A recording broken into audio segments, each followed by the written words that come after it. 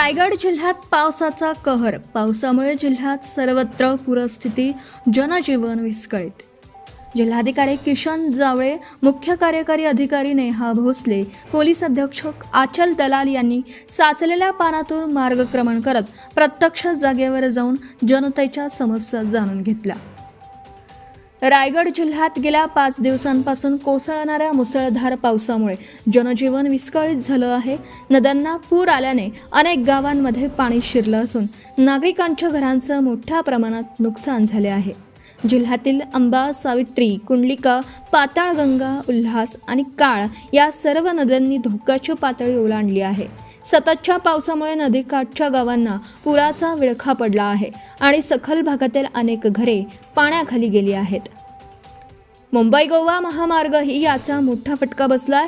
सुकळी खिंड परिसरातील जिंदाल कंपनीजवळ पाणी साचल्याने गेल्या 8 तासांपासून महामार्गावरील वाहतूक ठप्प आहे.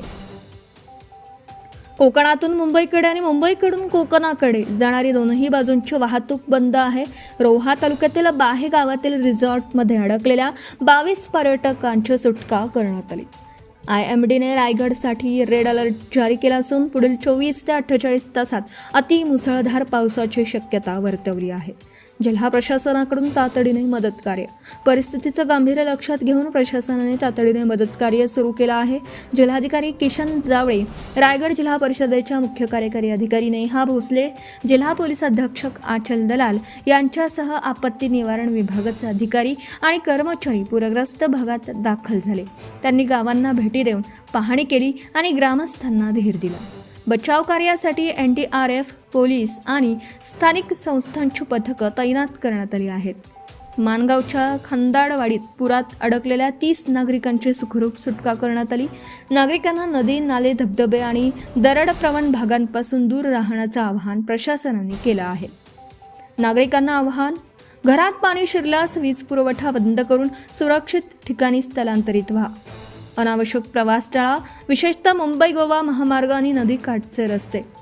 आपत्कालीन मदतीसाठी स्थानिक प्रशासन आणि आपत्ती निवारण कक्षाशी संपर्क साधा. पावसाचा जोर कायम राहिल्यास महामार्गावरील वाहतूक आणखी काही तास बंद राहण्याची शक्यता आहे. त्यामुळे नागरिकांनी प्रशासनाच्या सूचनांचं पालन करावे असे आवाहन केले.